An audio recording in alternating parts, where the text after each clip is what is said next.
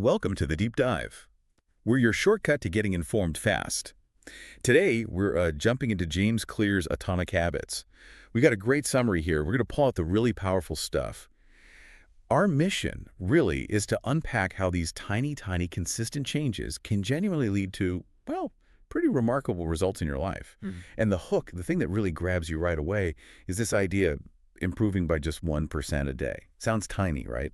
Almost nothing. Exactly. But over a year, it compounds. Claire says you end up like 37 times better. Yeah, it's a staggering number when you first hear it. It really highlights that counterintuitive power of small things, doesn't it? Actions that feel insignificant day to day.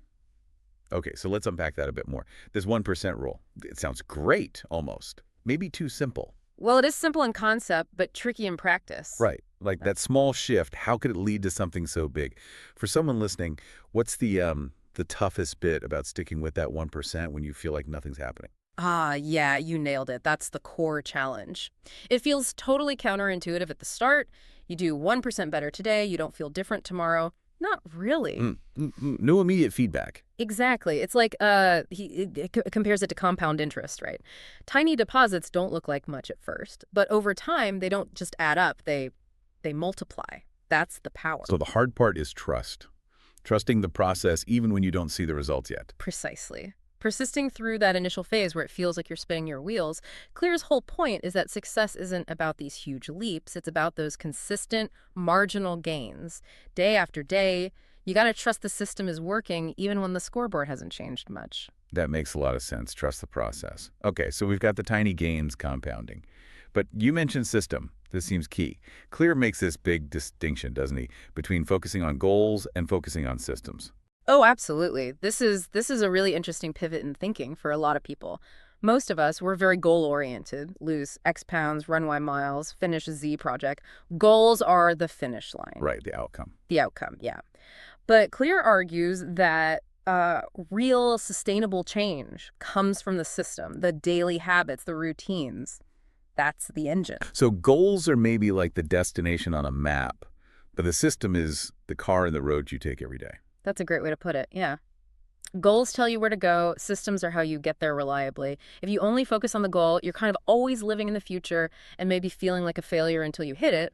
Or worse, you hit it, and then what? The yo-yo effect. Exactly. But focus on the process, the daily actions you control. It smooths things out. Progress becomes almost a side effect of just running the system. Yeah. You show up. Okay, I get the power of focusing on the system, but don't goals still matter? Yeah. For, direction, motivation. That's a fair point. And Clear isn't saying goals are useless. Not at all. They're crucial for setting that initial direction, knowing what mountain you want to climb. Okay. But once you know the mountain, all your energy, your focus should shift to building the path, designing the system. Think about it. A goal is often a one-time thing. Winning a championship. Great goal. But the system is the daily practice, the diet, the sleep, the drills. That's what makes winning possible, maybe even repeatable. The system drives continuous improvement. Right. So direction set, then build the engine. Got it. But then Clear takes it even deeper, doesn't he? Beyond just the mechanics of systems, he talks about identity. Yes, identity-based habits. Yeah. This is, for me, one of the most transformative ideas in the book. Instead of I want to read more, you shift it to... I am a reader. Yeah. Tell us why that's so powerful. Well, it completely reframes the whole thing. It's not about willpower anymore, about forcing yourself. It's about acting in alignment with who you believe you are or who you want to be. It feels authentic. Less effortful somehow. Exactly. When you say, I am a runner or I am a healthy person, every action you take that aligns with that. It's like casting a vote for that identity. Oh, vote. I like that. Yeah. Each run isn't just exercise. It's proof that you are a runner. Each healthy meal reinforces that you are a healthy person. It creates this amazing feedback loop. Your habits shape your identity, and then your identity makes it easier and more natural to do the habits. It's much stickier than just chasing an outcome. That's really powerful. So for you listening, maybe think about what kind of person do you want to be? And then look at your habits. Are they casting votes for or against that person? Food for thought. Okay, but practically speaking, how do we actually build these good habits or break the bad ones we all struggle with? Right, the how-tos. This is where Clear gives us that super practical framework, the 4 laws of behavior change. The 4 laws. Okay, lay them out for us. Is there one that people find particularly hard? or one that's maybe the biggest game changer? Good question. I think. I think maybe make it satisfying can be tough because good habits often have delayed rewards, and we humans love instant gratification. True. But they all work together, really. It's a system in itself. So, law one, make it obvious. Make it obvious. This is all about environment design. Make the cues for your good habits unavoidable. Want to drink more water?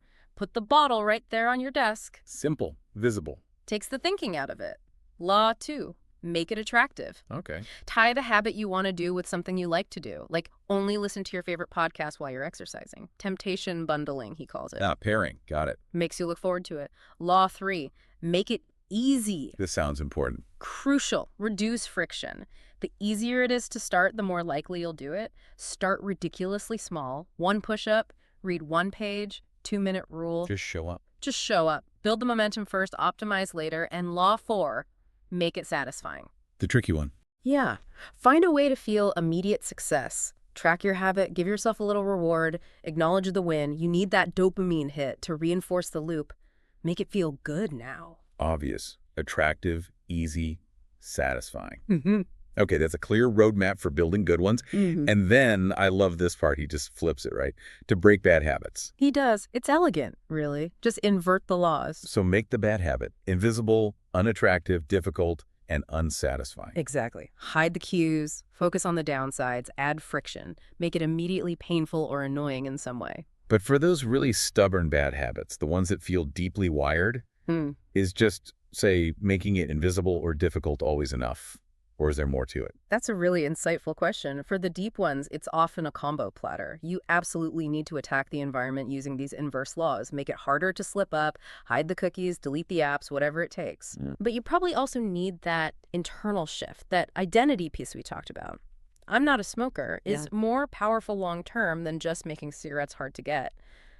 But disrupting the external factors, making it invisible, unattractive, difficult, unsatisfying, that's your first line of defense. It removes the triggers, kills the desire, raises the effort, and eliminates the reward.